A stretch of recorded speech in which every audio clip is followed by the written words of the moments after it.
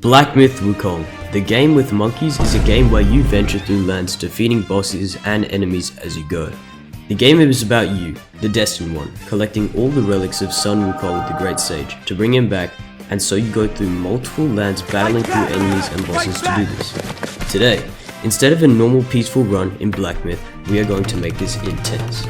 We are going to become doppelgangers and only use transformations as our magic in this game. Why am I doing this? Yo man, do you think I could beat Black Myth Wukong? Bro, hell nah, that game is way too hard for you. Oh nah, I'm gonna get you for that.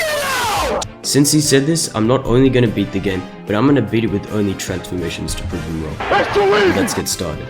In the beginning, I played the intro, which I did like normal, where you fight Erlang Shen. It doesn't really matter whether or not you use spells or not, because you can't really lose in this fight. After ending the cutscene, the real game begins. Starting the game, I ventured through the Green Mountain and killed wolves and the Raven, but almost lost to the Raven. I fought the Bull Vanguard, which is the first chief of the world, and he was a pretty easy fight to win. He was quite slow moving, and with some combos I managed to beat him. I went past the One Ring White because it was too hard, and I wanted to unlock it later since I didn't think I'd really need it.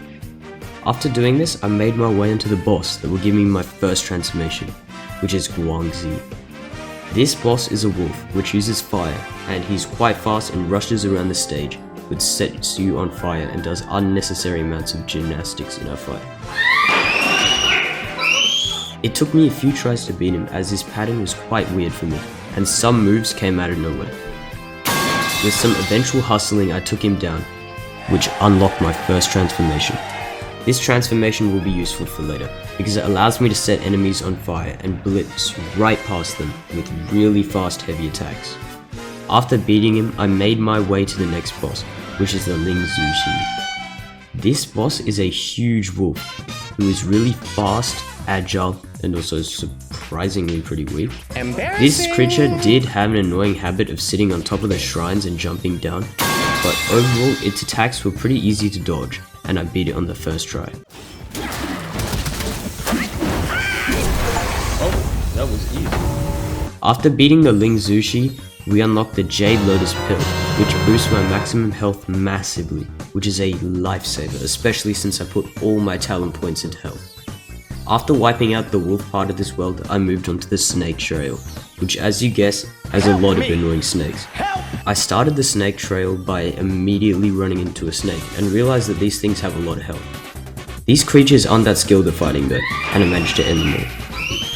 I made my way onto the frog next, and this frog has a pretty weird attack pool, but with some slapping him with my stick I managed to wipe him out pretty easily. After making it through the jungle part of the Snake Trail, I made my way to the next boss, which is the Guangmu.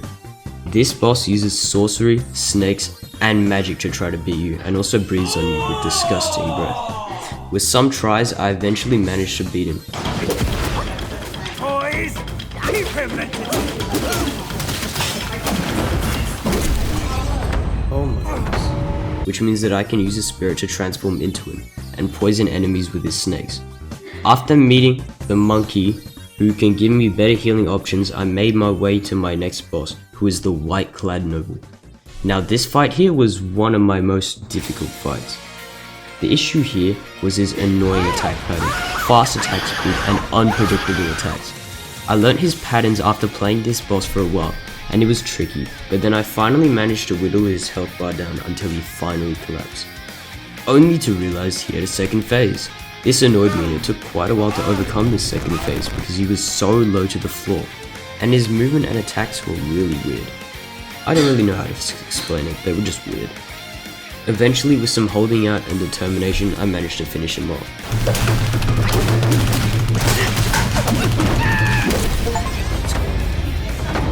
After beating him, he told me he was actually cool and just simply had to defend this swamp as an order, which is crazy because he beat me up way too many times.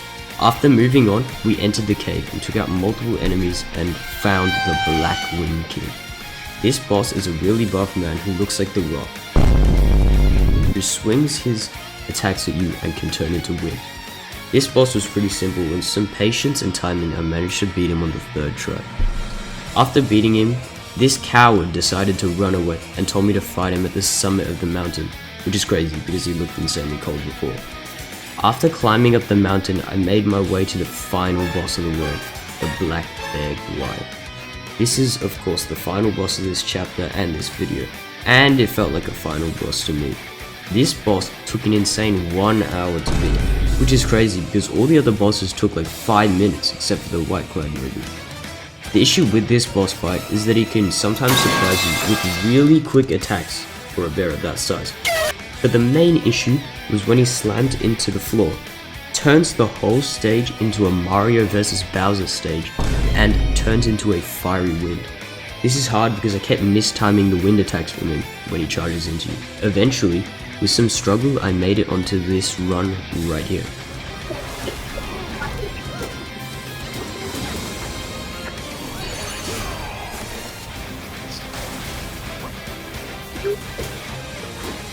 Oh, let's go! After taking him down, I was extremely relieved after a well-earned victory. He gave me the relic that we were looking for in this chapter, and this marks the end of this part. Thanks for watching and get out.